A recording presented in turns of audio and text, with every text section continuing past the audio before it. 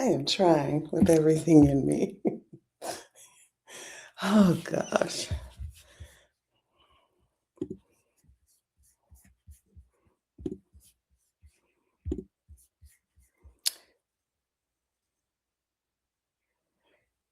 Let me see.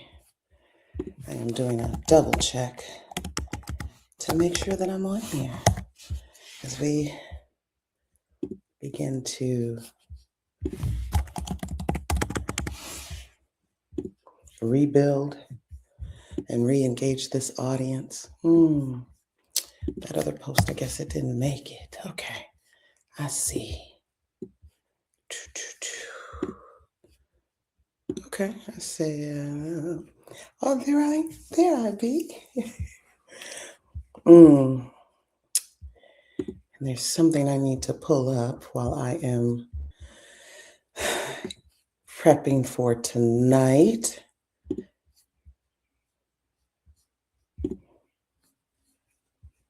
I am looking forward to this conversation. I really am. I'm looking forward to this one. It's taking me a bit.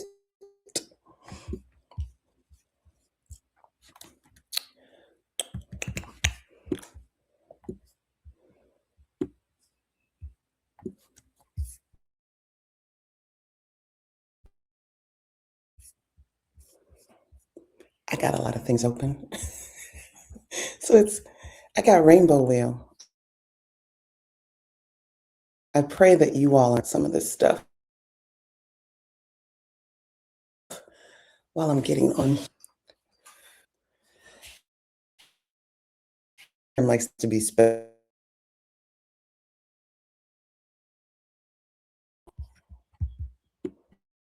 Oh, even in my tab.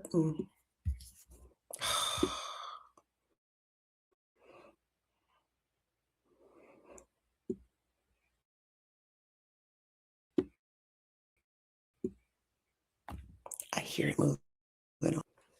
Let's see.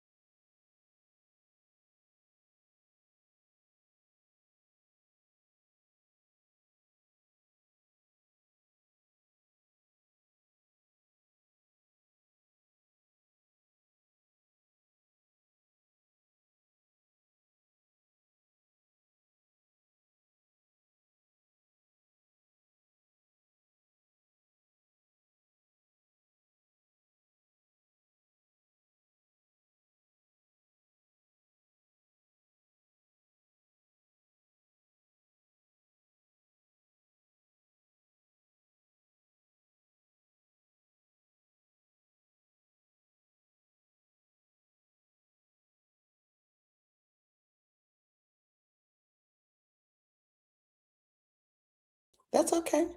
That means it's still up. That's okay.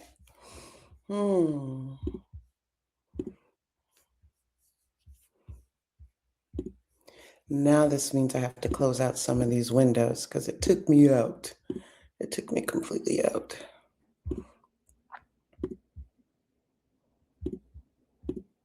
Some of these I do not need open. How many of you keep windows open, different tabs open so that you can say, oh, I need to go back and do that. And oh, I need to go back and do that. And then you don't always go back. You end up opening up more, or you go back and you end up opening up more. It just depends on the day.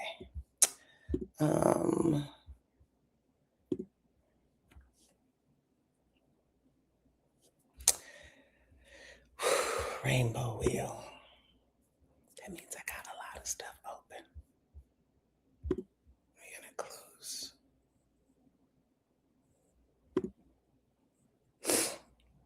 And this week I brought my Kleenex. I brought um, a hanky. I brought a few things because you ain't gonna catch me slipping again, crying on. Now I'm going to cry today. It has been that kind of day. So I already know what it's going to be. And there's nothing I can do about it. Um, that's not important. Line 2, that's not important either.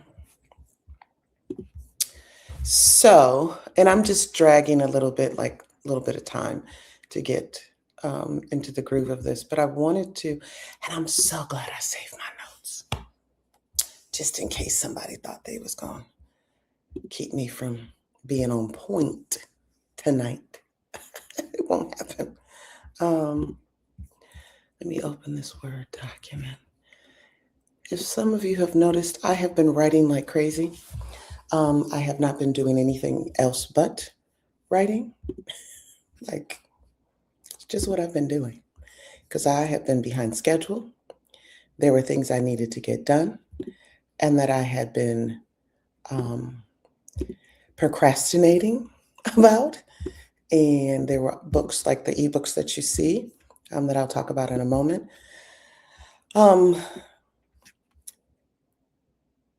They're like revised, but amazingly revised, like new revelation, new information. I had a remarkable revelation in my latest ebook that came out yesterday. And so I'm grateful that every year around Father's Day, I get to kind of revisit and potentially revise these books. So I want to let you know that my ebooks are out, 2 of them, and those ebooks happen to be Daddy, Where Are You? It is an ebook, an instructional guide intentionally designed for dads who are absent, who are alienated, who've made some bad decisions. They don't know how to get back in, whatever that is. So, and let me back up because I'm excited about tonight, but I'm also a tad bit nervous about tonight because let me rewind and reintroduce myself to the world. I did share on this particular platform that I recently went through a divorce, and well, it's over a year, just at a year now. And as I did that, and I went through that, I made the decision to take my father's last name through this journey. And that was intentional. And the reason it was intentional is because there is a scripture in Psalms that says, if the foundation is broken, what can the righteous do? And I felt like if I had my grandfather's last name, because my mother wasn't married when I was conceived and born, then yeah. And I didn't feel this way. I'm going to tell you, God dropped that bomb on me. Then I began to speak to some people, have conversations about it.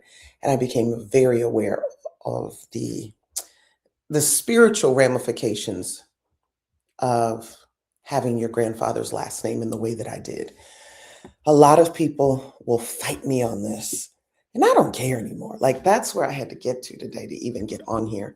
Today has been a very challenging day because it bled over into something that took place yesterday. And I just had to take a deep breath and say, I'm going to do this live regardless. So with me saying that I've taken on my grandfather's, or I've taken on my father's name, I hyphenated it. At this point, legally, I was Dr. Tori J. and Spartan. Many of you still know me as Dr. Tori J. We're going to keep it that way. But my legal name is Dr. Tori J. Evans Lipsy for the very reason that I just told you. There are spiritual ramifications when you are born to an unwed mother and you carry your grandfather's name. It signifies some things in the spirit realm. We won't get into that tonight, but I definitely want to introduce myself as I am Dr. Tori J. I'm the founder and president of the Fatherless Generation Foundation. There have been a few things that have moved around, that have changed. I have to be honest with you. One of the reasons that it's moved around and it's changed a little bit when it comes to the foundation is there are some lies that are being spread, and I love being able to say that I've reunited over 8,000 families. People have asked, well, how does that look when you were at 3,000? Because we had an internal audit and we found out that one of the employees back in the day started the count incorrectly. They were counting the fathers. Hey, Darren, they were counting the fathers and not the children. And so when we realized this, that's how our numbers went from like 3,000 to like the number didn't jump to 8,000, but it jumped dramatically and people were trying to figure it out. There was an audit done. And in that audit that we did, an internal one, not because somebody was looking at us, not because y'all done gave some money that y'all ain't gave, because y'all don't donate and ain't nobody donating. So when people try to say, oh, she's mishandling the funds, what funds? Other than the ones that I go and speak and do coaching and funnel back into it. Don't go there. And dads who are like, we're coming for you. Yeah, after you ran up a $15,000 bill that I am responsible for, your name ain't even on it. So I'm going to tell you, there are some things on my chest that I will have to address outside of Healing Tuesday because I am healed from that. Okay. And so we're going to have a real candid conversation. I am actually going to kind of mix. No, I'm not even going to mix. I'm going to do Healing Tuesday last week, number 1, and number 2, all in the same night. And I'm going to do that because, baby, last week was rough and I was all over the place. I wanted to keep retape it, like I keep saying, I'm going to go back and retape it. And I hadn't gotten to it. I've been in a lot of pain this week. I am still carrying some tumors in my body that have really caused me a lot of pain since I've been back in the United States. This food is trash, which makes me go, if the country don't like me and the food don't like me, why am I here, Jesus? But I am here because this is home. I am here because I'm here because I'm just here. Sometimes I don't even know. Um, Sometimes I don't even know you. And I have to keep asking myself, girl, when you leaving again? Supposedly I was a fugitive on the run, Darren. That's what I heard. And I was like, how? When I'm doing credit background checks for Boys and Girls Clubs, like people, like I have been amazed at the level of lying that you all have done. Ooh, baby. It's been really interesting to watch from afar. But just know, it's almost over. It's really interesting. So tonight we are going to start with the first original conversation that I was having. I am looking for something intentionally, you guys. I am looking for this post that this lady did that I actually showed on here last week. And it was so amazing when she was talking about the reasons, people get married and what that looks like. And so prayerfully, I will be able to find it. It has to be the Fatherless Generation Foundation. It has to be in those messages because unless I deleted it, because I'm really good at cleaning out my messengers. But here we are. But tonight I am going to talk about the first part, right? I'm going to do the first part and then I'm going to do the second part. So buckle up, get your notepad. Dr. Tori J is back. I am back on here live. I don't like doing lives. There's a little tidbit about me. Things have changed in this whole process. I don't like doing these lives. Last week proved that to me. But here we are. When God has called you to something, it doesn't mean that you get to, because you don't like it or you're uncomfortable with it, that you get away with it. And while I am talking about this particular video, I am going to tell you, go to Amazon. You can even go to our Facebook page. You can see the books that have been released. Daddy, Where Are You? Ebook, printed copies. We'll do printed at the end of the month. I'm literally releasing 5 books this month. So breathe with me. Then I have Why Should I Reunite with My Absent Father? That came out yesterday.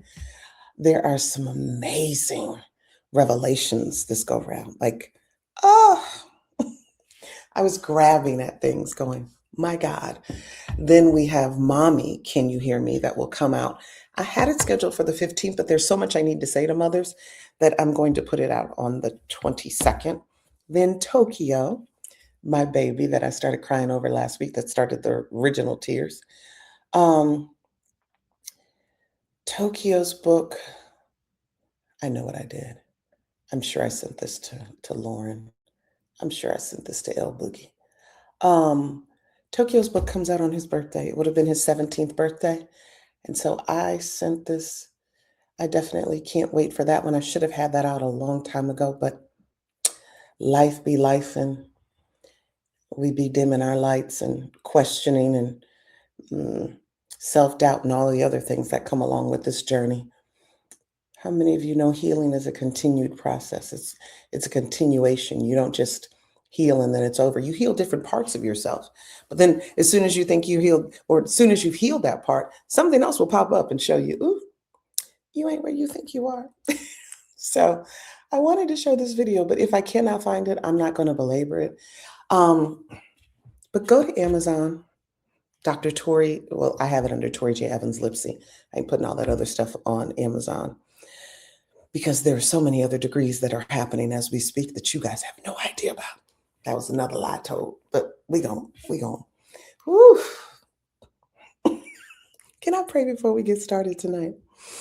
Heavenly Father, I thank you right now for the word that you will speak through me. I thank you that as your people are drawn to this live, that there will be revelation, there will be information, and there will be confirmation in their hearts concerning the things that I speak tonight. As I speak on marriage, as I teach about fatherlessness and the holes and the pains that I have witnessed with my own work and with my own eyes, that you will illuminate their eyes, that they may see the areas in their lives that maybe have caused pain, that trauma has been festering and has created repeated patterns and repetitions.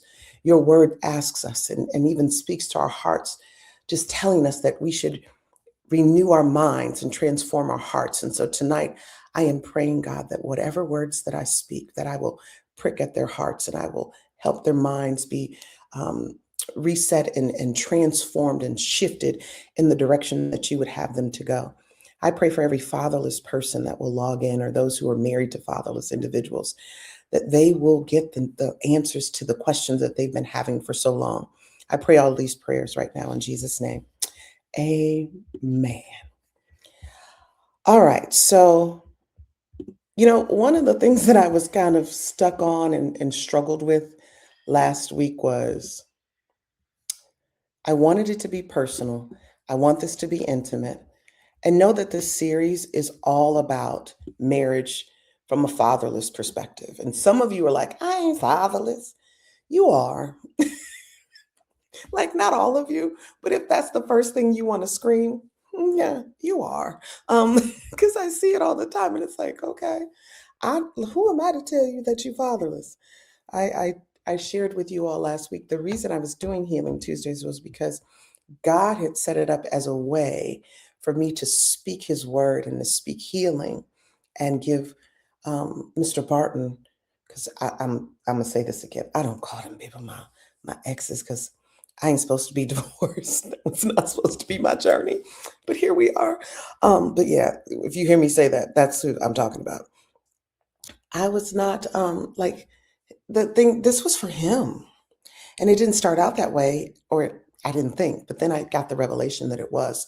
And there were lots of moving parts at times where God would do things, not just for him, but for you all. And I need you to recognize when the people around you are being used by God to move like mountains to help you see a situation or an area in your life, not because they're condemning you, not because they are trying to create a situation or problems for you, but they are being orchestrated by God to bring healing into your life. And healing is confrontation. Healing is violent, and you're going to feel that way when it encounters you. And I need you to be very clear when I say this. Don't take it out on the people who love you. Like, that's wild to me. And so last week I was talking about the truth about marriage nobody taught us. So I was talking about covenant, trauma, submission, safety, and healing. And here's the thing. I want to, this is personal for me. I even said, if you think you're going to come over here and hear, well, I found out later that I'm supposed to share. I'm supposed to share. And so here we are. This is not to defame anyone, but it's just to speak my truth. And it's a position that I'm going to sit in. I'm not going to, let me pause just for a minute. I'm not going to sit here and disparage people. That's not where I'm going. But I'm going to speak my truth and I'm going to speak my experiences, because as a fatherless individual, many of us we will protect those who abuse us. We will protect those who harm us. We will protect those people. I mean, we will protect them. We're protecting them with everything we have for whatever reason. And it's just something that we do. And I'm not saying that I'm just going to throw people out to the pastures, but what I am going to say is, last week I was just trying so badly to hold back. I can't do that no more. So here we are. I want to ask this question. And the question that I'm going to ask you tonight is, what is marriage really supposed to be? What is it? We talk about covenant. We talk about holy matrimony. We talk about love. We talk about all these things. But what is it supposed to be? And were you prepared before your marriage for what it's supposed to be? Sometimes we get married for what we think it is. And some people have a thought, and it's like, and we can all disagree as to what it could be. Like, what is marriage? Oh, marriage is a piece of paper. Oh, no, no, no. Marriage is a covenant. Oh, no. Marriage is two people coming together in partnership and purpose. No, we all have a different definition and understanding of what marriage is based on our experiences, maybe our research, our understanding, and even our desires. And I want to talk about before the marriage, before you get married, who taught you what marriage looked like? Who taught you how to communicate? Who taught you how to heal and feel emotionally safe? Who who taught y'all how to lead? Some of y'all men I'm in the head, I'm the lead. And it's like, but you can't lead nobody out of a brown paper bag. Were you ever led? Who taught women, you ladies, how to be led? Oh, I'm submissive. I think, and I'm going to pause there about this leading and being led moment. The best demonstration I ever saw of submission was Torrey Roberts and Sarah Jakes Roberts, and they were doing Women Evolved. And I remember they had each other's backs because God's got your front, right? And they had each other's backs and they were locked in. And she was facing the audience at one point, and then he was facing the audience, and they would turn, and then sometimes they were sideways, and you could see both of them sideways. That's submission. The Bible says submit one to another. For y'all men who are trying to crack women over the head about being submitted and all that other stuff, that's wild to me. And ladies, he ain't my daddy. Well, you didn't have one, so you didn't know what it looked like anyway. So I need to tell you, you all are doing this wrong. And for those of you who are going to sit and say, oh, I need them healed, whole, complete, whatever, because two wholes are going to come together and make a one. No. I'm going to get into that on here because trauma is what I'm leading with. This is the truth about marriage nobody taught us is this thing come with a whole bunch of trauma, but we'll get into that.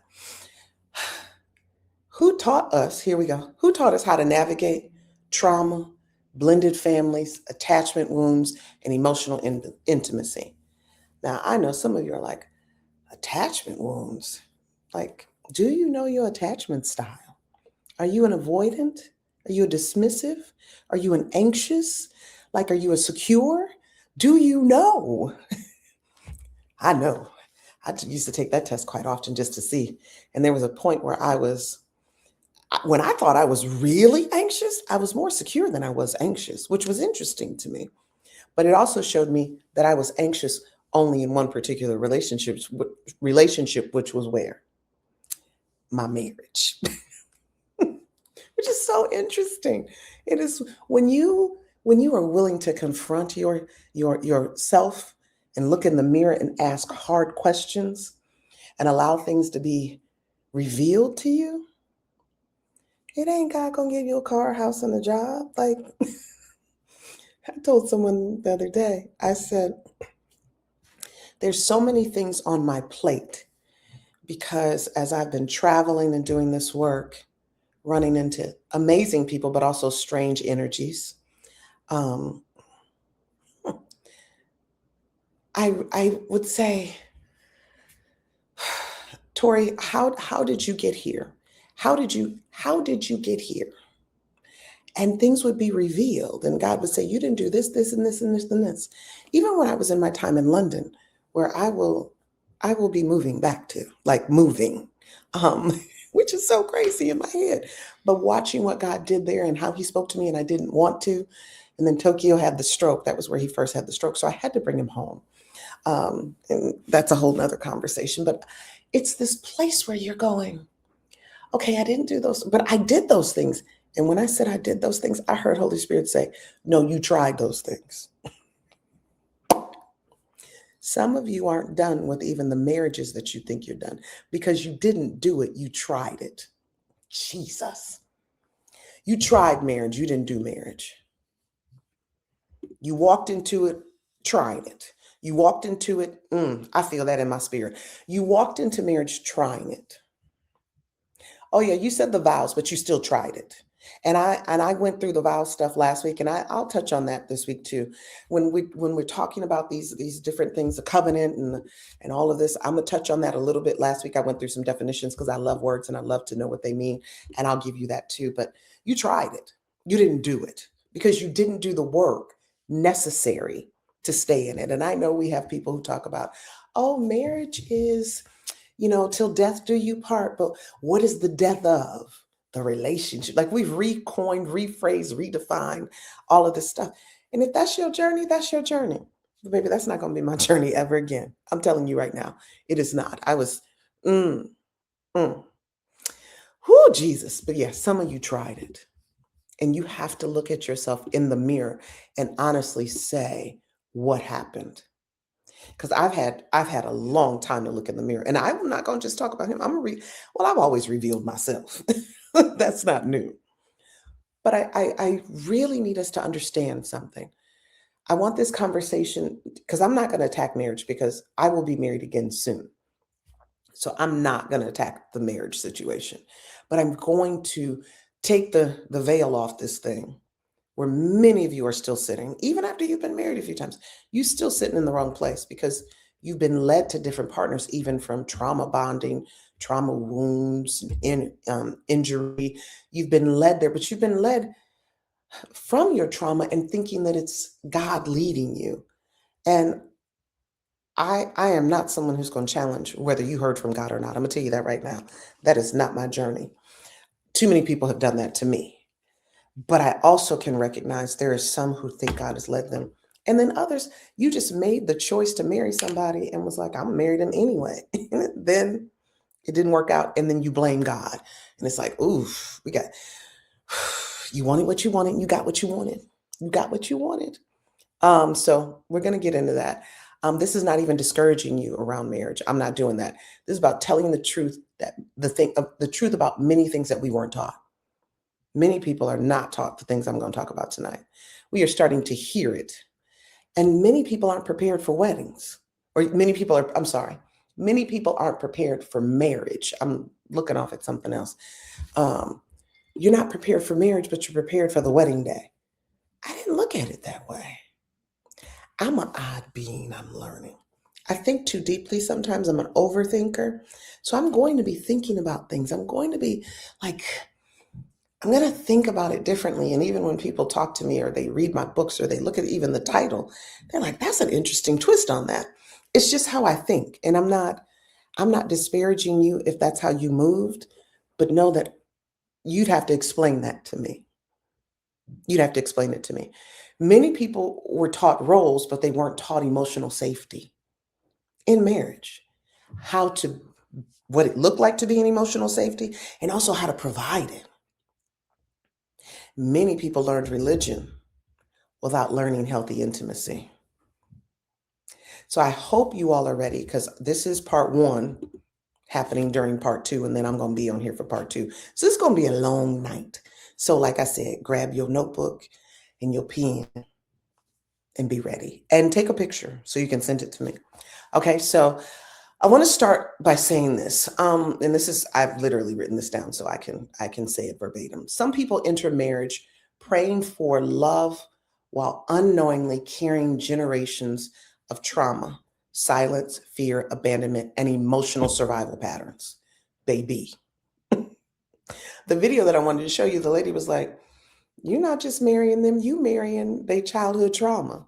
You marrying how they put a cup in the refrigerator after taking, leaving a sip in the refrigerator after they've drank out of the cup. You're marrying their childhood patterns and wounds." And that's the thing that I want to talk more about than anything tonight, is what you were not taught about marriage is that you are marrying someone's trauma. You are marrying someone's wounds. How do you provide support and emotional safety in that? They need to be healed and whole before they come to me. Lies. There is no better place than to heal than in a marriage. Now, here's what I'm going to, don't clip me at that part, because some people are going to get on here and clip me. You need to be aware of your pain. You need to be aware that you have trauma. The worst thing that I ever experienced was being with someone who was clueless that they even had trauma. Like, what you mean I got trauma? We all have trauma. I will never forget this day. It had come up, videos, videos were coming up, Instagram, reels. And this conversation around trauma was coming up a lot around us at the time. And I'm referring to myself and Mr. Barton.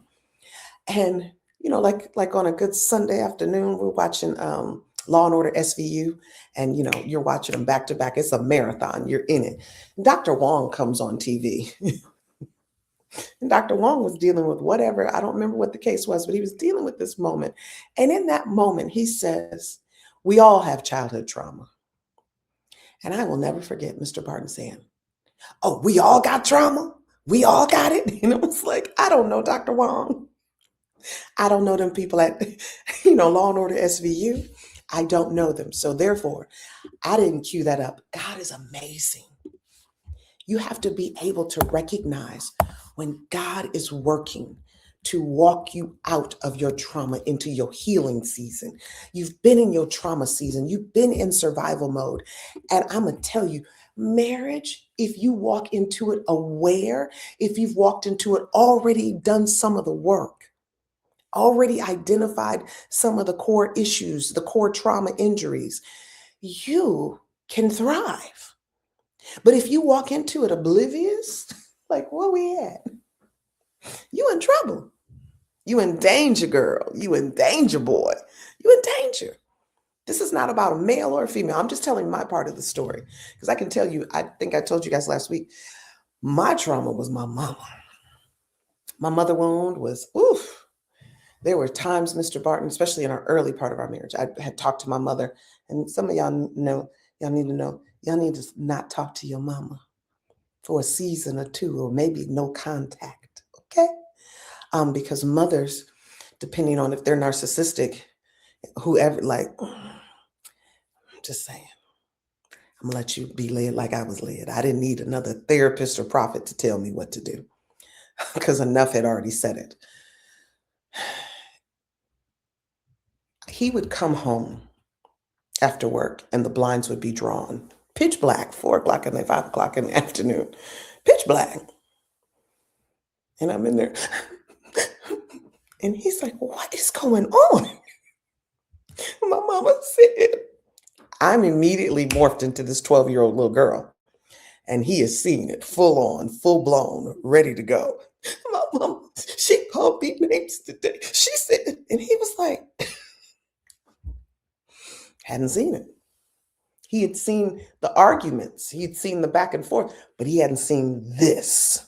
And that's what I'm telling you. Marriage will open the door for a level of vulnerability and support that only a marriage can do, only covenant can do.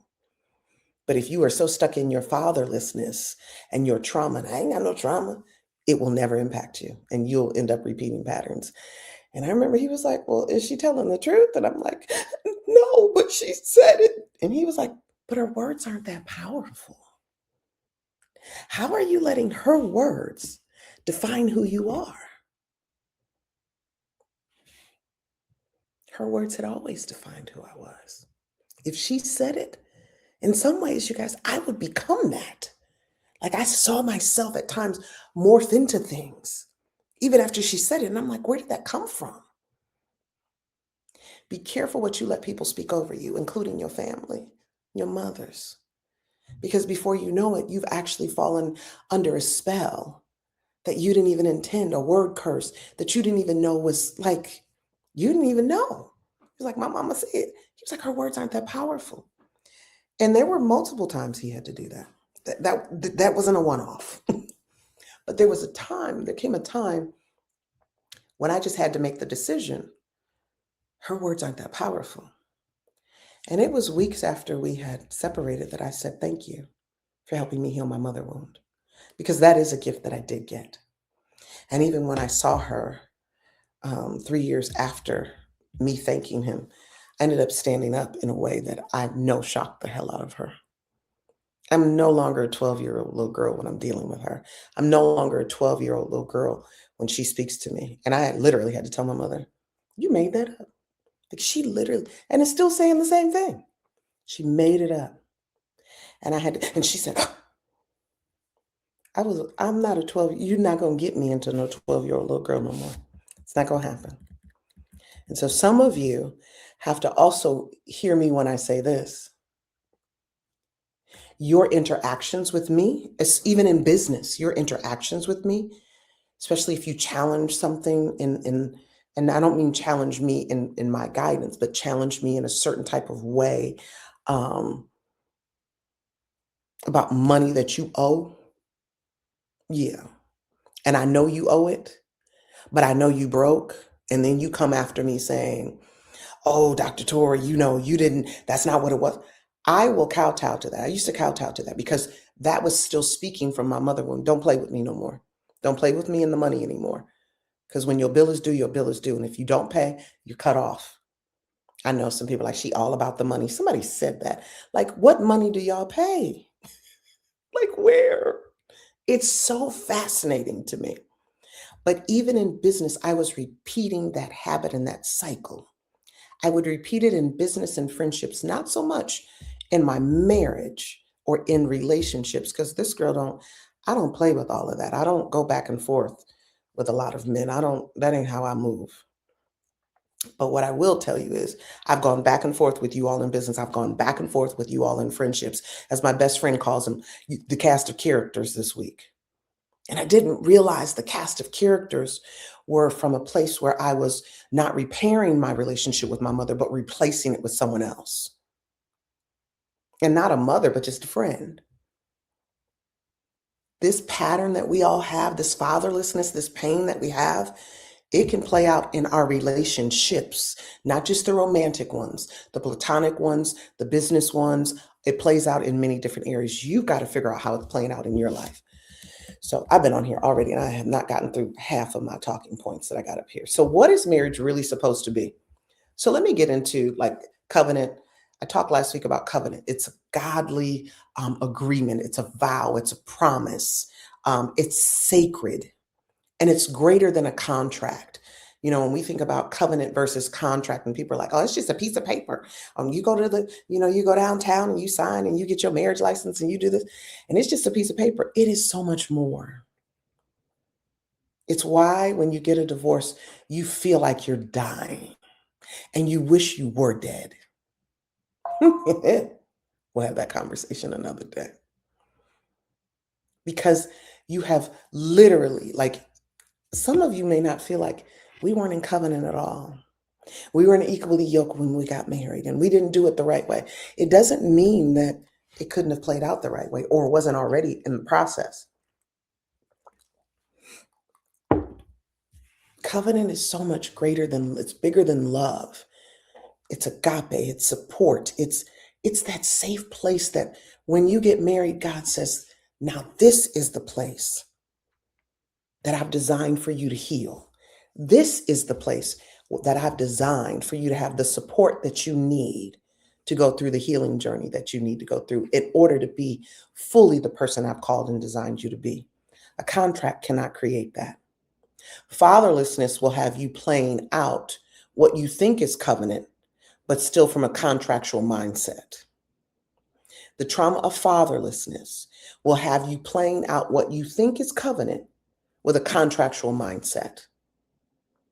It's not holy matrimony when you're thinking, I'm going to abandon them before they abandon me. Oh, I'm not going to tell them everything. I'm not going to be vulnerable. That's a contract. That's a roommate. You might as well have signed a lease agreement and kept it moving. What is marriage really supposed to be? It's a partnership. And the space that I'm talking about is this healing and trauma journey, right? And it was like, well, is that all we're going to do? Let me tell you something about when you walk through the fire with your spouse that you are in covenant with. Maybe it opens the door for some amazing intimacy. Like, amazing. But if your partner can't get to that place, I don't know why my glasses are squeezing me on this side.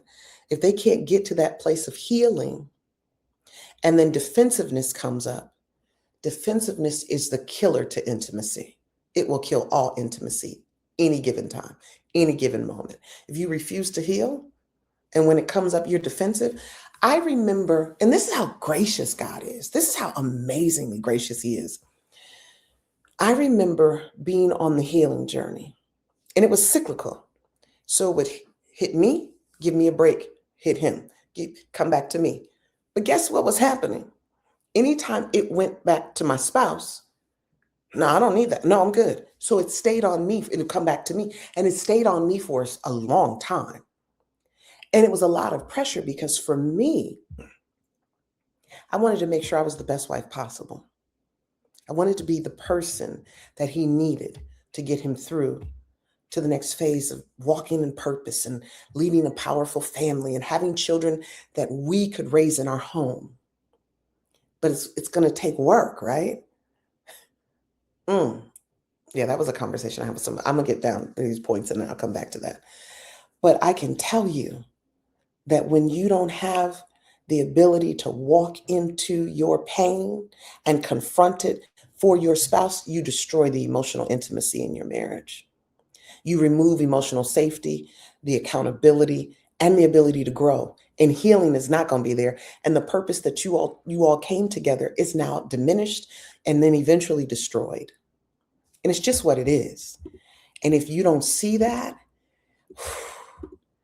you put your marriage in some of the worst predicaments when you have not confronted your fatherlessness. And let me, I may say it later, but I'm going to say it here. Because some people might be asking, well, what does it look like to confront my fatherlessness? And I ain't fatherless. Let's define it. Fatherlessness is you don't know who your daddy is. That was my journey. You don't even know who he is.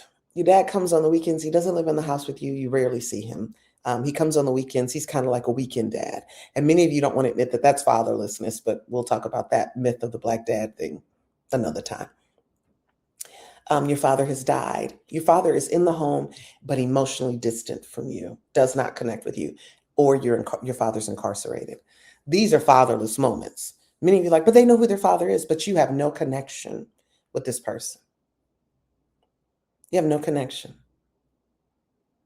You see them on the weekends, or you see them for an hour here and there. There's no connection. Being able to say you have a father means identity, connection, availability. And many of us didn't have this. And so we struggle in these relationships. We struggle with when we get into a relationship, wondering how we repeated the pattern. And then we'll even watch movies and situations on reality TV and judge them people when we are in the exact same situation. It is wild to me. Wild. So I want you to know that marriage was never meant to be performance, survival, appearances, or obligation. You are not obligated to anyone. Do you hear me? Especially them family members on your side or their side. Because, baby, I will roll both of them under the bus. When I had to, when I saw what I saw, I was like, both of them doing it. My mama and your mama. But when you don't want to accept that your mother is doing all of the things, although everybody around you know it because they're talking about it, they're just not talking about it to you. That's another thing. You people, you family members who was telling me things, putting me in a position where I have to tell him, because if I know and he finds out I know, then the crazy of it all, then I have violated the trust. And, I think people did that on purpose. Well, I just wanted you to know. No, you didn't. No, you didn't. You've been dying to say this stuff. You've been dying to say it, and used me as the vessel to say it, because I wasn't going to betray my Mr. Barton, my spouse at the time, to hold your secret. I am not keeping anybody's secrets. There's enough going around for all of us. I don't keep my own secrets like that. I am not.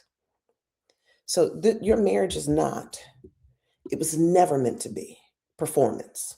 Many of us are performing. Survival. Oh, we just got through today. Oh, whew, we made it through another day without arguing. It's not meant to be that. Appearances, obligation. One thing that I can recognize is there were too many times where we had fun.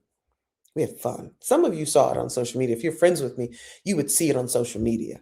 Cooking, laughing, fun. But when it wasn't fun, it wasn't fun. Healthy marriage should include emotional presence, trust, vulnerability, communication, emotional safety, and healing and growth. Can you hear me? Oh, my. The question y'all ask that makes me want to knock you in your face when I hear it. The question: what if the person never changes? Would you still marry them? Baby, who is not changing? The sun comes up in the morning and it goes down. And the moon comes up and it goes down. Like the earth is turning, it's changing, it's evolving. Who's not changing? And if you aren't changing, I heard a man say this on Tim Ross's podcast. He said, for those of you who don't change, and change is not going to be a part of your vocabulary in your marriage, he said, you are just putting divorce on layaway. And baby, I can both hands to God. Yes, yes, ma'am, yes, sir. You put your divorce on layaway by she trying to change who I am, and he just don't want to. Why get married? To have sex? Oh, we're gonna get to that. I'm sorry, I'm jumping again. I jump ahead. So I want us to recognize marriage should include emotional presence. Be present. I had a bad habit at the end because I was kind of over it. You know how you just get over it and you're like, you just going through the motion, you just performing. So I would be on my phone scrolling sometimes, and then I have to put it down if I'm supposed to be present. I ain't finna lie to y'all. I did. I got tired of something that we're going to talk about. I think it's probably episode 4 or 5, and I have people who are going to come on and talk with me. Just I'm opening these first couple up by myself, but I have therapists who come on because people have accused me of trying to pose as a therapist. Where? When? I'm a minister first. This is all around ministry, and I know for whatever reason, you guys. That's the other thing I had to post this week. Like, who gave therapists and counselors the hierarchy on healing and trauma? Ain't God the ultimate healer? Like, aren't we supposed to work together? I have a shirt, you guys have probably seen it. Jesus plus therapy equals healing. And I abide by that and I believe in that. So some of my therapy friends are going to join on here. These are therapists that I use for the work that I do with the Fatherless Generation Foundation. I'm not trying to be anybody's therapist. I don't like y'all that much to be your therapist. I will coach you, but to be your therapist, ooh, help us, Lord. And coaching and therapy are very close together, but here we are. I want you to realize as I'm telling you what marriage is supposed to be. Many of you will not even recognize what emotional safety is or what healing and growth is. You won't recognize it. You vulnerability.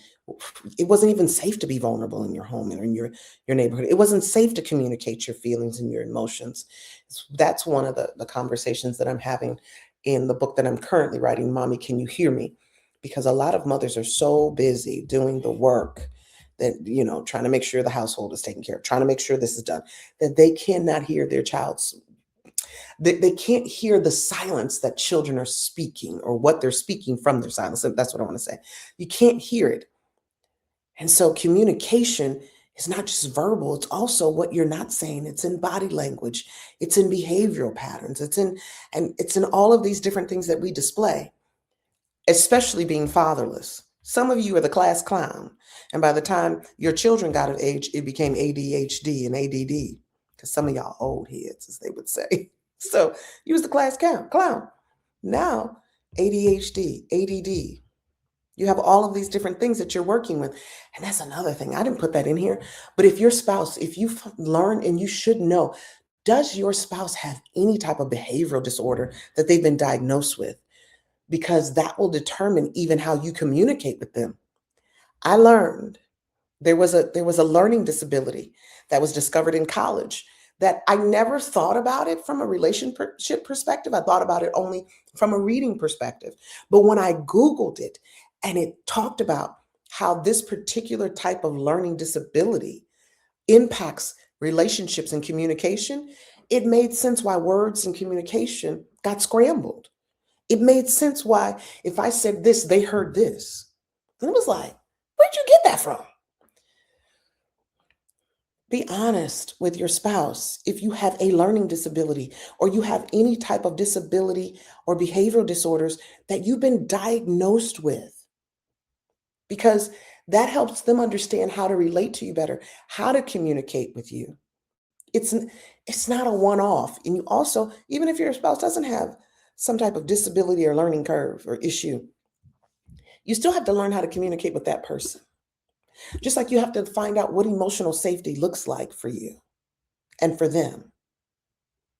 Many don't even know what that means, period. So we'll get into that. Marriage is not simply two people living together. It's just not. It's two people, or two lives, I should say, becoming emotionally, spiritually, and psychologically connected. Do you hear me? Marriage is not simply two people living together. That's a roommate. It is two lives becoming emotionally, spiritually, and psychologically connected. How many of you are ready for that? Some of you should have never gotten married when you got married because being emotional was rage and violence, anger. Spirituality was religion. I'm going to stay even if he is knocking me over the head. I'm going to stay if she is beating me up and cussing me out. And psychologically connected. Too many haven't even been to a therapist on their own. We can't even talk about going as a couple. So I want you to hear me again when I simply tell you marriage is so much greater than two people living together. It is about two lives coming together, two lives becoming one emotionally, spiritually, and psychologically. And if you fear connection, baby, having sex ain't connection. It's not. It's not connection. It's not. If you fear connection, you're signing up for the wrong thing. If connection is only on your terms, you're signing up for the wrong thing. If connection is only while you're, sedated with alcohol or some type of drug of choice, this thing ain't for you. This leads us into this question of who taught us what marriage looked like or what love even looked like. We can't even jump into marriage fully because who taught you what love looked like? What childhood environments were you brought up in? Was it your fatherlessness? Was it your abusive household, your neglective household, your dysfunctional household, your emotionally unavailable parents? Many of us who were born between the 70s and I would say the late 80s, early 90s, we were latchkey kids. They call that neglect now. I'm like, I didn't mind sitting in front of the TV eating a bowl of cereal or cooking something for my brother and doing certain things. But now they're like, that's neglect because emotionally, you're not getting the parent that you need. Did you watch Toxic Relationships Modeling? I did. I did. But I was that little girl who looked and said, baby, I don't want none of that. And I'm the opposite of that. And I'm going to do the work to make sure I do the opposite. That's why I said my romantic relationships, they don't play out like that.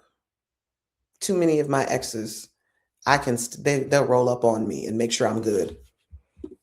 They will make sure I'm good. I will even say it was 2021 when we separated, and I've been separated for I think April 27. We always know when they leave. April 27th, 2021 was the day. And it was the day for a reason because I saw something that it popped up, and I don't mess with people's phones. That's one thing I ain't gonna do. I'm not going through your phone. If I got to go through your phone, we're not supposed to be together. But I was standing there when it popped up, and I saw it. And so when I saw it, I was like, "Oh hell no!" And I held it until the next day, until I saw him. And I will tell you, I was like, "Oh, okay, goodbye." And so I know the date. So it's April 27th, and so it's April 27th, and by December, Christmas, I'm by myself. My pastors have made sure that I'm good. They're like, come, you're coming to our house for, Christmas Eve. We are not letting you be by yourself. And at that time, I also had my boyfriend from college, Lewis. Shout out to you. I'm so grateful for you.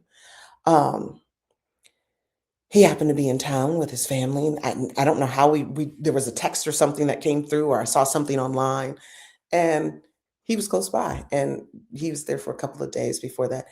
And he was like, "What? No, you're not spit." I was like, "No, no, no, my pastor's got me. I'm good. Pastor's got me." He was like, "No, text me the address." So when I left my pastor's, he made sure he came by to make sure I was good. And he did not leave. Walked on the beach. He did not leave until he knew I was good. And it was into Christmas Day. He refused. I don't have no bad people. Like, I don't move like that. I've had some bad friendships that I don't talk to people about, and they don't want to talk to me either. So be clear on that. But relationships, nah, that's not, because I saw so much unhealthy, toxic relationships modeled in front of me. I mean, I'm the girl who has to tell you, and you guys have read it. My mother, there was a man in my life till I was about 5 or 6. And then by the time I'm 30, 29, 30, asking my mother who my father is, she has to give me 2 names. This is a conversation that people don't want to have. I had a young lady whose mama gave me 12 names one time to look up, and now this girl's still mad at me. She mad at me because I didn't help her find her daddy. If you can't go back to your mama and have a conversation with her, I don't know how I'm going to help you, because I've already vetted all 6 of those men, and they are not the father. And so here we are, trying to figure it out, because some people just aren't honest, and they've modeled these toxic, unhealthy marriages in front of us. I will tell you, I had an amazing family model marriage in front of me, which is one of the reasons I was an amazing wife. Do you hear me? I was an amazing wife. Period. Hands down. Does that person say that? I got an email to prove it. So here we are. But Mrs. Pettiford and Mr. Pettiford were in my life from the time I was 15 years old into my 20s, in the way that, in this capacity. Their daughters, I met them at their sweet 16. I talked about this last week. I met them at their sweet 16 birthday party. They were twins. We were tied at the hip from that point on. And it was to the point where I was immersed into their household when I came over. I had a room that was my room. Knew that was where I would be staying. I would stay there days at a time, right? It was never a thing. It was never an issue. Do I bring that up? I'll talk about this, but I'll talk about that friendship in a moment, those friendships in a moment. But I witnessed this remarkable woman, just demonstrate what a wife is. Don't get it twisted. When I say that I was an amazing wife to him, we're not talking about perfection. And unfortunately, in this fatherless space, I have to say that because too often we think perfection is the thing. It's not. It's not the thing.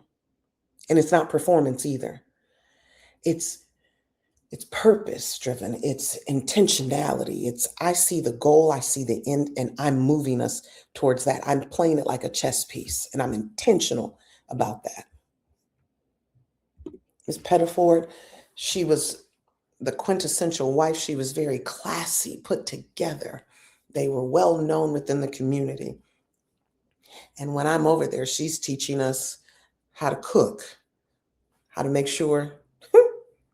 I watched Mrs. Pettiford come home on I don't know how many occasions in the time frame that I was immersed in and close to them. Because they were even close by when I went away to school, to college. They were probably 30 to 45 minutes away from me once I did that because they moved out of my hometown towards Detroit. And so I was close to them at that point, and I was still immersed into their lives in that way. Because even when my friends were away at college, I would still go home to their house and sometimes spend the weekend to get away, wash my clothes, do those things. But I remember her, cooking, and Mr. Pettiford, he would let her know he's on his way. He would rock in the corner a little bit when he got home, and dinner was served shortly after that. Like I watched her do this, and it was not a problem. And she would lay it out, and just how she moved. This was also the person who had the sex talk with me. My mother never. No, we didn't have that talk, but Miss Pettiford did. I'll never forget the time she went into the closet and grabbed a box, and it had some toys in it. And we were all like, and she was like, this is what you do with this. You do this with your husband. She's showing us as women what to do. And I don't think many people have had the kind of experience I had at all, especially growing up in a fatherless home and being immersed into this two-parent household. It's why my children, these mentoring groups that we have, there's a reason for that. It's because I see the benefit that it created in my life. I see how that worked for me. And I want to give that to other fatherless children, because if they don't have it, how can they actually repeat that versus the other thing, right? And so Miss Pettiford used to even get down on the ground and do these dances, and we'd be like, oh my God, she's embarrassing us. But she meant it, and I will never forget it. Because as much as I was embarrassed like she was my mom, I will never forget it. And I was at the YMCA learning some dances. Shout out to Aaron. Shout out to Aaron. I knew how important that was. Aaron, I love you. I talked to Aaron a couple weeks ago. He was my dance instructor at the Y. Aaron taught us how to twerk and taught us how to do a lot of things. This is marriage. I'm sorry. This is stuff you wasn't taught. So here we are. So I want to ask a couple of questions. Did you grow up seeing healthy love? That's a question I want to ask. Did you grow up seeing emotional safety? Was affection modeled in front of you? Were your parents giving a little PDA? Or your mother and your stepfather? Or your father and your stepmother? Did you see a little PDA? Was it affectionate? Was communication healthy? And I'm not talking about people not arguing. Because men, y'all get on my nerves. Oh, she argue all the time. Are you bringing the argument to her? An argument is not bad. Every couple argues. To think that an argument is like, I don't know. I don't even know what maybe y'all need to get in here and tell me what you think it is.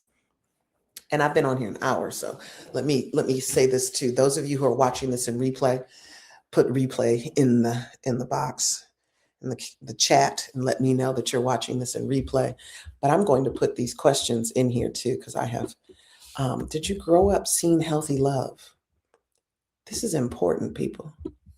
Did you? Because if you didn't, who emulated that for you? Who showed that to you? Like, how did you know what it looked like? And maybe you're going to say, well, Tori, I didn't know what it looked like. I still got questions, right? I'm putting this in here in the chat. I didn't know what it looked like, and that's how I ended up where I'm at. This is how I'm dealing with what I'm dealing with. And if that's the case, you've got to find a way. You have to find a way to find healthy love. And you heard me. There's some single mothers on here who will jump on here. Your children are not seeing healthy relationships. You got to put them around people who will demonstrate that, emulate that for them. Don't be so caught up in feeling like you've got to provide everything for your children. You don't have it. You don't have the capacity for it. You didn't even learn it. It's why you're in the situation you're in the first place. The trauma led you into this situation. The trauma has you backed up against a corner.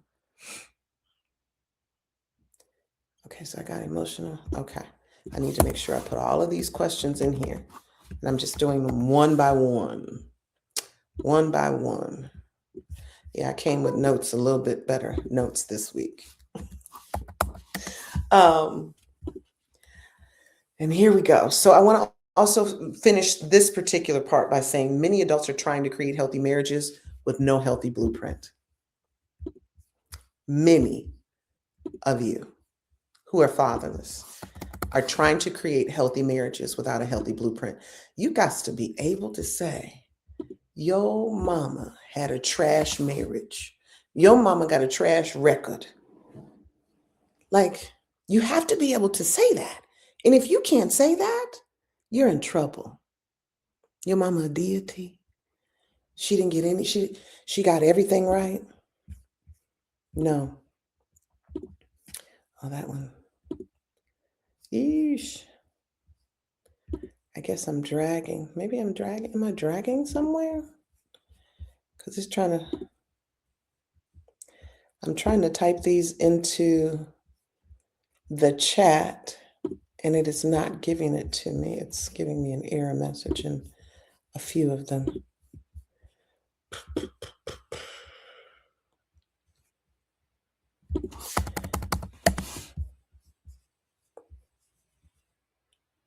Yeah, this is going to be a heck of a live.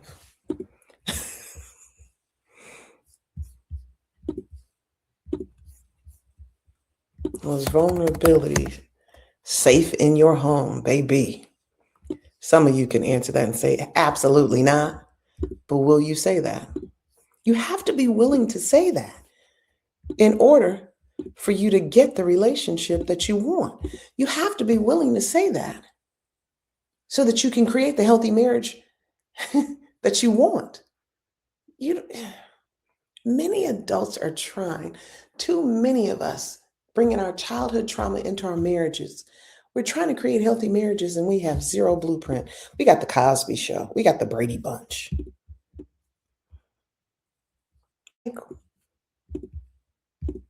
What are we doing?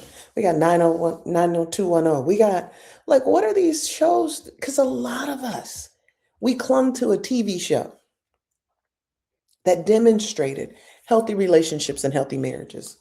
And this is where I want to get to because of who I am. This part is super important to me. The church and its level of silence around marriage and its ill-equipping in my season. Maybe y'all teaching something different. I don't know. But the church, you teach very surfacey, but you miss the trauma part. All men need sex. And it's the number one thing that they need. Baby, it's the number one thing that women need too. We just call it intimacy and connection. But we need it too. Because y'all out here, y'all out here, and y'all PPs don't work no more, and y'all ain't telling nobody, and it's creating a whole situation in your household. You are. And the church ain't talking about that. Because if the number one issue wasn't sex for women, why they divorcing their husbands or doing whatever they're doing? It's number one for women too. We just call it intimacy and connection. The church, I'm not happy. I'm not happy. We teach submission without teaching emotional safety. The church teaches endurance without teaching healing. The church teaches prayer without teaching emotional accountability. The church teaches silence around trauma. You teach silence around emotional abuse. You teach silence around mental health. And you guys have gotten much better about it when it comes to the mental health space. because you're following trends, which is interesting in itself too, because you're supposed to be the one setting the trends. And you teach silence around attachment wounds. Many of us are prepared. We were prepared spiritually for marriage, but not emotionally. And when I say spiritually prepared, what I mean is, you know, the favorite scripture, it is better to marry than to burn for some people. I didn't heard some stories recently. The other scripture, a man must leave his mother and his father and cleave to his wife. I remember that coming up. I remember the response was, that's easier said than done. Baby, some of you have been taught religion and you don't even know how to walk out your faith. You don't even know what it looks like to walk out faith. You can quote a scripture, but not live it because church has done an injustice. That's why you know what marriage is supposed to be. You can quote the scriptures around it. You've been fasting, you've been praying, you've been believing, but you have no idea how to live any of those scriptures out. So that's why many people were, and I'll say, spiritually and religiously prepared for marriage, but not emotionally prepared. And you weren't prepared from a place of revelation, walking it out, being able to see scripture come alive in your life. Scripture is not supposed to stay on the page. It's supposed to manifest in your life and in your heart and then in your life. You're supposed to be able to, because even as fatherless, you got to heal the trauma. Because if you heal the trauma, you'll be able to create something out of nothing in a way that you cannot even explain. In writing another book, the great revelation that I've had reading Job, I was like, wait a minute. Win Worley is fantastic. He talks about fragmented souls and how when you go through different things like sin or trauma, your soul becomes fragmented. Many of us who've grown up fatherless, we have fragmented souls because we do this thing called disassociation. We can even tell our fatherless story. It's like we're telling it outside of ourselves. We're not even connected to it. And that's him. And my dad wasn't there. And you see no emotion on the person. This disassociation. In scripture, that's called fragmentation. It's a fragmented soul. Your mind and your emotions are not connected. Your mind, your will, and your emotions are not connected. They're not. You can keep it over there. Your marriage is having that same thing play out in it. The church taught many people how to stay married, but not like always how to heal inside of the marriage. You didn't teach people that. That's why people getting divorced. They keep saying, oh, the divorce rate in the church is so high. Someone told me, no, that's because people got married because they just wanted to have sex. Okay. But that ain't why. I don't think that's why people are getting divorced. I believe what I just quoted is why people are getting divorced. Because now y'all able to have sex. You trying to say you didn't like each other? Okay. But you taught people how to stay. You stick and stay. You don't leave. You leave and you cleave. Child, people do not know how to do that either. Because here's the challenge with when I even say this part. Church taught many people how to stay, but what if you have a spirit of rejection and abandonment? I'm gonna leave you before you leave me. I'm gonna reject you before you reject me. So even in your thought, in your spirituality, you know you're supposed to stay. But in your will, everything you're saying, get the hell up out of here. Get out of here. So you don't really know how to stay either. Because that spirit of rejection and abandonment, some of the stuff we're going to get into in just a moment.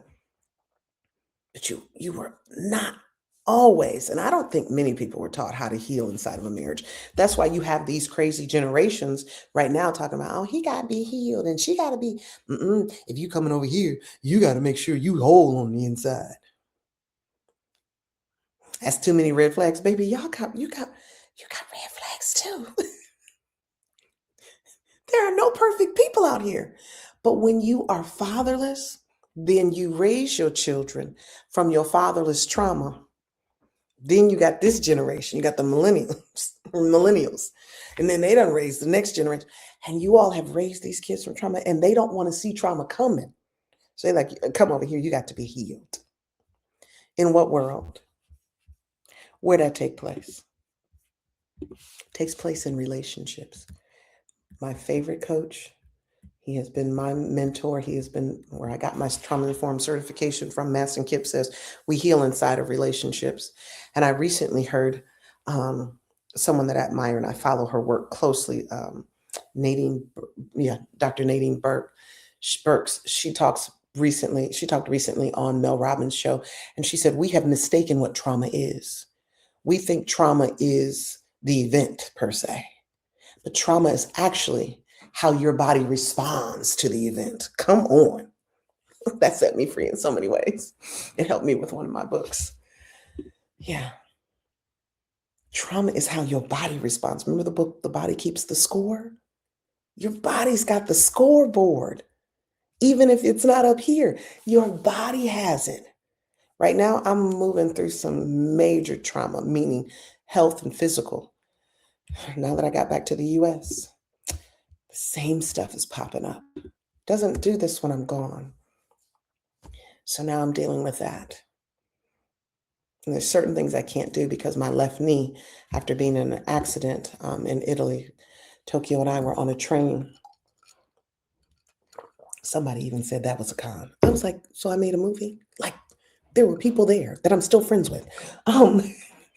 We were on a train and we were at the caboose, the back of the train, and the train actually caught on fire on our end. And that story is insane because I would have been sitting in that seat, but I gave it up to someone to sit there. It's kind of wild. But yeah, when I had to jump off that train, we had to jump off the train. Right foot burned, left knee got messed up a bit. And so there's certain things I still can't do. And I'm dealing with that while I'm trying to navigate some trauma. And I can't work out like I would because working out gives me that mental health cleanse, that mental health balance that I need. And so I gotta work on some things right now. But you have to be willing and to even understand that healing does take place inside of marriage. It's not that it can. I 100% believe that covenant is the place. It's the place you're supposed to go. But you won't know that because your trauma has followed you into your marriage and your trauma is speaking louder than the tools that you've been given to heal. Because people have also, and also because, let me say it this way, also because people have told you were supposed to have that done beforehand. No, you should be aware, as I said, and be able to acknowledge, like I said. But there's going to be many great revelations that you have in the midst of your marriage that are about your healing. One of my friends even said this to me the other day, and she was like, "No, I need them healed," and she's been married like 38 years. And I said, "How dare you say that?" She was like, "What?" I said, "I know your story. You healed major things inside your marriage." And then I pointed out one of the things that she healed, and she was like, "You know what? I got to agree with you on that." Like, marriage, God is so amazing. He set it up. He said to the husbands, love your wives as Christ loves the church. He gave you the cheat code. He gave you the blueprint. He was already speaking to you, telling us beforehand what the setup is. Love your wives as Christ loved the church and gave himself for it. See, I knew there was a part that I wasn't, you know what I mean? That he might sanctify and cleanse it with the washing of water by the word. That he might present to himself a glorious church, not having spot or wrinkle. I'm getting revelation right now reading this, or any such thing, but that it should be holy and without blemish. He didn't tell you to come beforehand that way.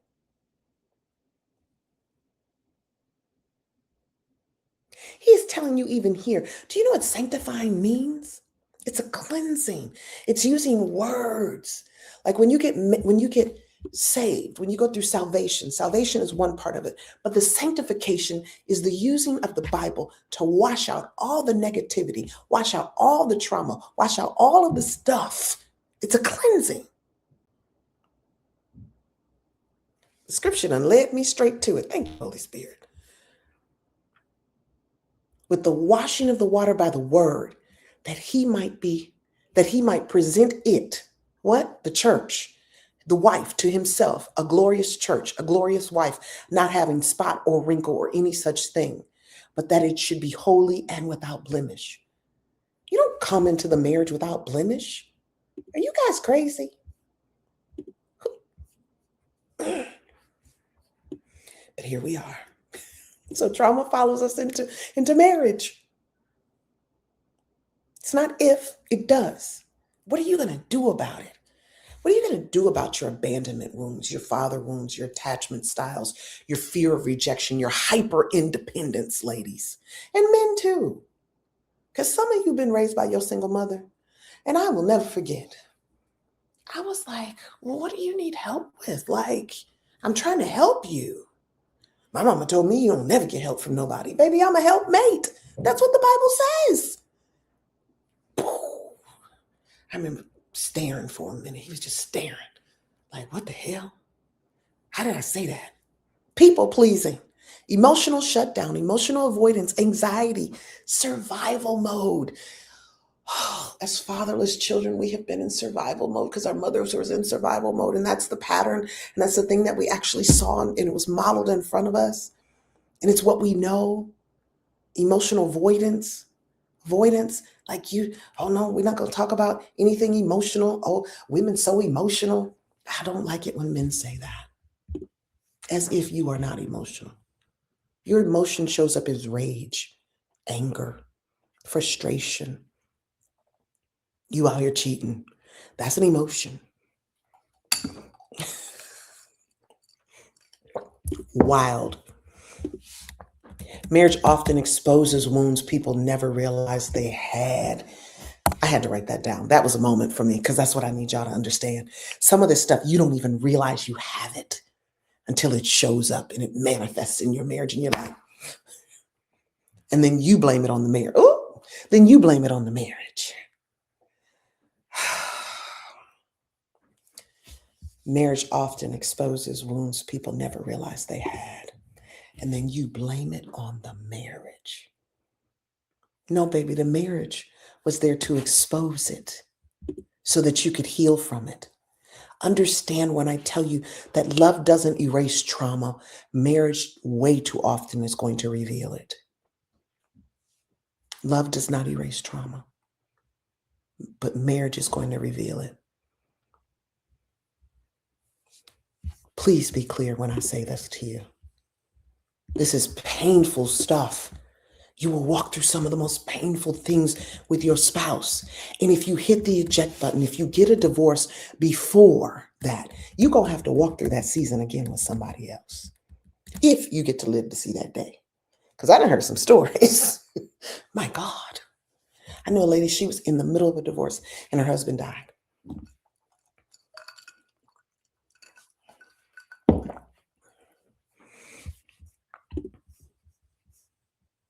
So I'll be praying for people still, though.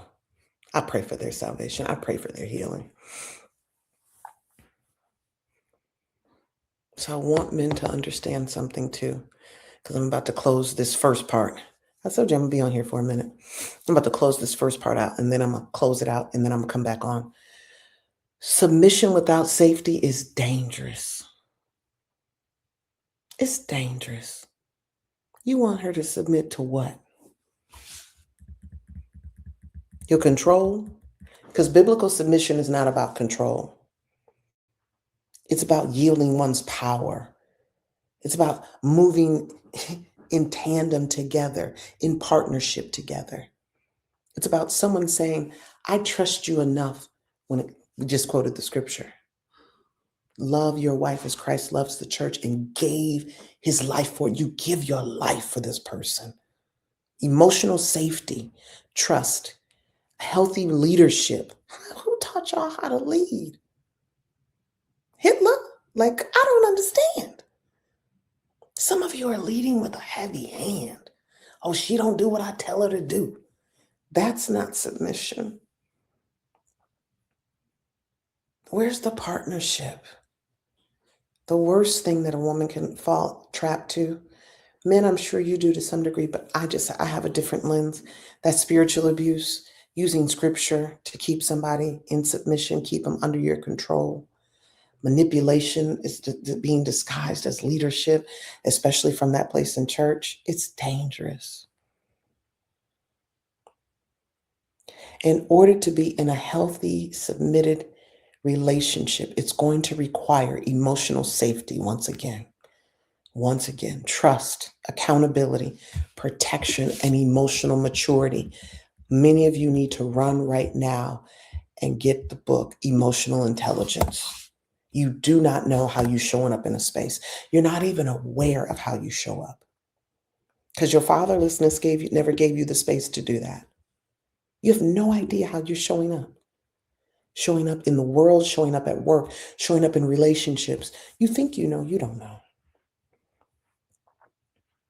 Submission was never meant to require someone to abandon their emotional safety, identity, their voice, or humanity. Submission was never meant to require you to abandon your emotional safety, identity, voice, or humanity. I got caught in that voice place, and I'm still working through that. Oh, she thinks she know everything. No, but what I do know, you shouldn't, your friends, why are you challenging that? If I see what I see from a place of love to get you to the other side of this, why, what? What? Especially if you see the same thing and you tell me you see the same thing. It's a problem, y'all. Let me see. Ooh. Okay, I'm gonna spend 5 minutes max on this next because I'm about to go through this. I'm about to scroll. I'm about to go through this because I've already done an hour and a half, and I already know the next one is gonna be crazy long.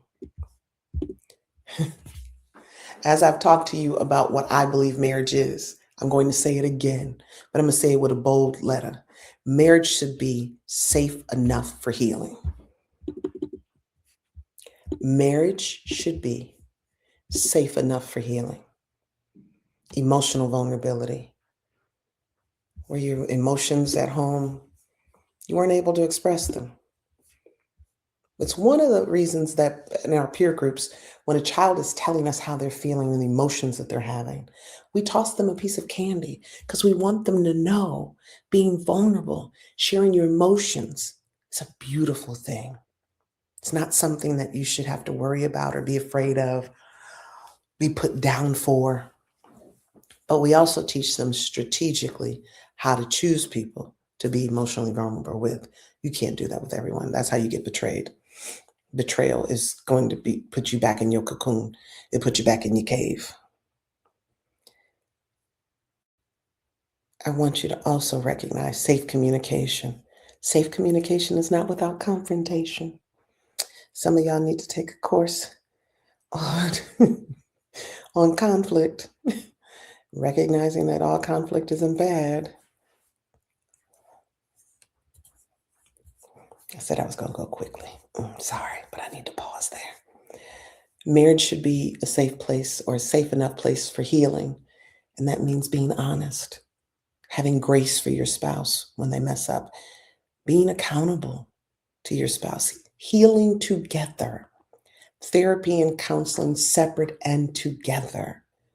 Don't act like that's something, we don't need counseling. We don't need, no, every married couple need counseling. And you got to have your own too. Because I heard Dr. J. Barnett say this the other day. He said, most married problems are single people issues. I was like, baby. He said, most marital problems are single person issues. Still dealing with your trauma from your childhood and single people stuff. And then prayer and emotional growth. These are the places that you're going to utilize, you're going to sit in order to get the healing and the safety that you need in your marriage. I didn't have this. I had it until I didn't, until it was on that person to do their work. As long as I was doing my work, we were good. But I had to stop at a certain point because it's like, I'm moving light years ahead of you. And then God didn't circle it back on me. It was this, I'm telling you, it was this dance that God was trying to do, because healing is a lot. But you made me sit in mine for 3 years, almost 2.5 years. And then when it stayed on them, they were just like, oh my God. Well, I rode that ride for you. Ride this one for me. And don't mistake what I'm saying. Your marriage cannot heal your trauma alone. But a healthy marriage, healthy relationships can become a safe place where healing is supported. Don't think that I'm saying, and that was right there. Don't think that I'm saying that marriages heal trauma. Mm-mm, that's not what I'm saying. But a healthy marriage is the safe place where healing is supported. And your marriage is not the place. I'm going to say it this way. I'm going to be kind. Use some grace. Marriage should not become the place where trauma is hidden. It should become the place where healing is safe enough to begin and to reveal itself. That's important. Marriage should not become a place where trauma is hidden. It should become the place where healing is safe enough to begin. So your trauma is being revealed. And stop blaming, I keep hearing that. Stop blaming your marriage for your trauma. Stop it. I'm going to cover this one and then I'm going to get off and jump back on to do part 2. Because this was really part 1. I feel the flow. And let me talk about blended families and emotional, the complexity of all of that, right? Some of you are in co-parenting situations, and so you've got co-parenting stress. You've got loyalty conflicts, step family. There's an adjustment that happens, unresolved ex-relationship wounds, baby.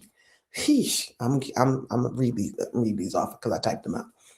Fatherlessness is at the height of this. Emotional insecurity and family system dysfunction. I was in a blended family. Not really. There was a child that was an adult. And this is not going to be pretty. In order to blend, you have to bond. And there were bonding moments, but too often those bonding moments were met by the other person. And she'll say, no, my mother didn't. Yes, she did. I'm not stupid, as they would say. I ain't boo-boo the fool. There was a loyalty conflict that she experienced when she would be at our house. And your mama sitting at home Christmas by herself, but you with us. Why can't my mama have this? Oh, that was an epiphany moment I had. I don't play with children in that way. You ain't got to call me mom. But the fact that you said you were going to call me Mama TJ and then acted like that didn't happen, it's just odd behavior for me. There's loyalty conflicts happening. And you're putting your children in the midst of that. One of the posts that I just made recently where Keith's father said, I love Fred. Fred was his stepfather. He made it okay for my friend Keith to love his stepfather and him. And when you don't do that, you create such a volatile, violent situation for your children that you don't even care or recognize. And then having your grown adult daughter carry that into my home was, you lucky y'all didn't get hurt. That's all I'm gonna say. You lucky y'all didn't get hurt. Because the way I felt, especially at the time when she was bouncing like she was gonna fight me over nothing. over nothing that I did. The question that was asked in that moment, you all, was, did Tori do anything to upset you, to harm you? And the answer was no. And Mr. Barton's response was, then what's the problem? And that young adult said, I didn't know her before you married her. I'll never forget it. And they will tell you right now, because I know these people, they'll tell you it never happened. Baby, they don't know. I got stuff recorded. I do. Because I was like sitting by the side, like if she jump over here, he's going to see his wife and his daughter fighting because his daughter is leaning. She's bouncing, taking off her earrings, you guys.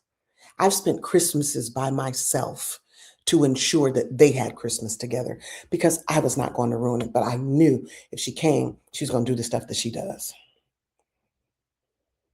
Talk to the wall. Talk to him, but not to me. Oh, I love Miss Tori. Didn't know I saw that text message where you told your daddy that you didn't want to spend any more time with me, but you weren't going to tell me. I had his iPad at the time. His iPad was just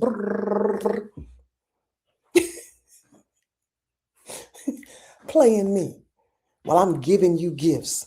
A lot of that stuff you got, I bought it. You thinking he bought it. Crazy. Absolutely. Y'all see, I got a little something in my throat still about that. I do. Because the level of playing that took place in my face while I'm telling my spouse, this is not good. This is holding us up. You've got to deal with it. But you know why it couldn't be dealt with? Because unresolved ex-relationship wounds on top of the fatherless wounds were following us into our relationship, into our marriage, where we couldn't find the safety and security because they knew your wounds just as much as I did. So scratch a little bit. Oh, you didn't pay that school bill. So then as a man, you feel less than you. It's manifesting in my house. And then the family system, the dynamic of it all, the dysfunction of it all, not just from the blended family part, but from the family that you married into. Weird. Odd. For no reason.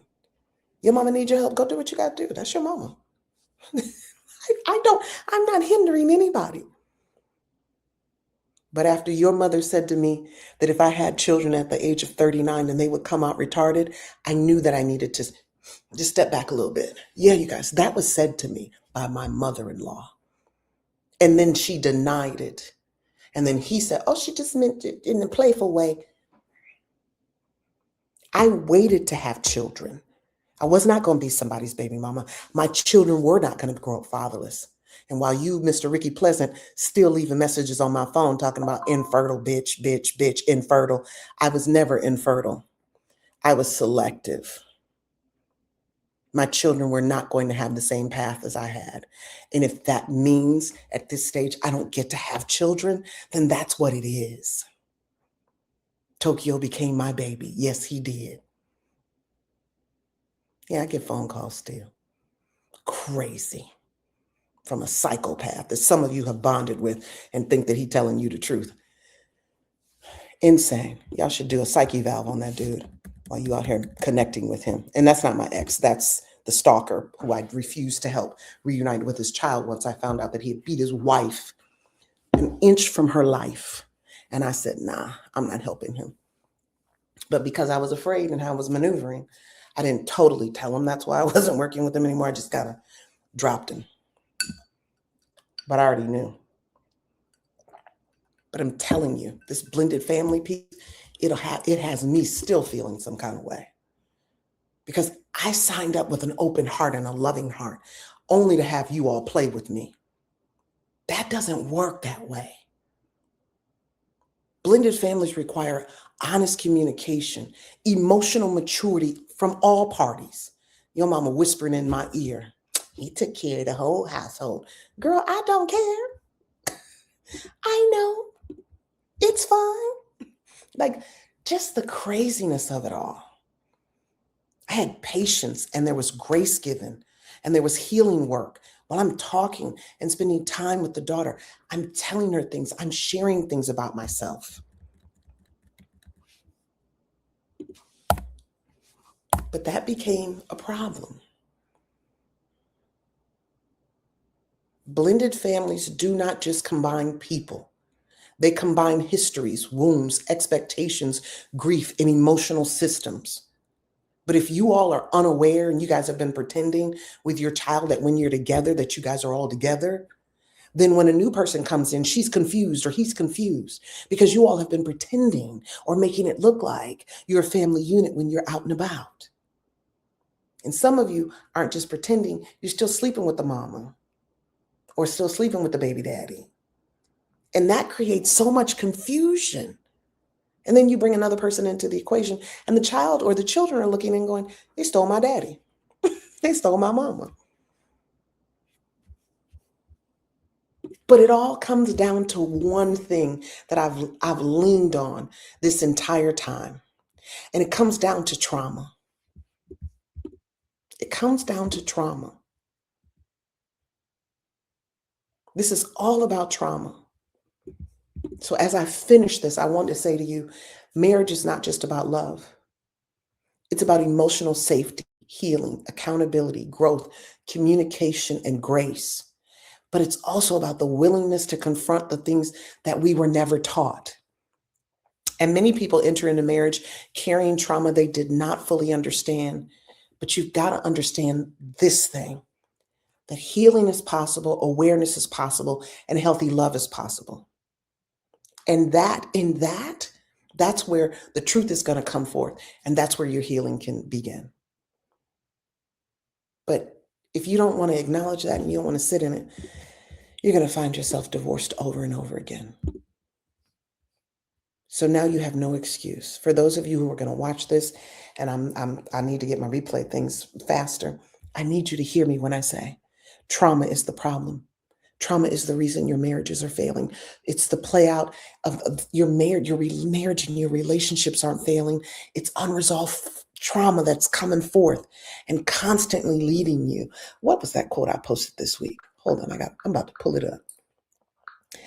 My friend, and I wanted to be on here all cute and everything. I'm watching my friend Mo. Mo, thanks for inspiring me. I'm not saying Mo look a mess. I'm just saying Mo is like, I'm going to get these things recorded and I'm going to get this done and I'm not going to be pretentious about it.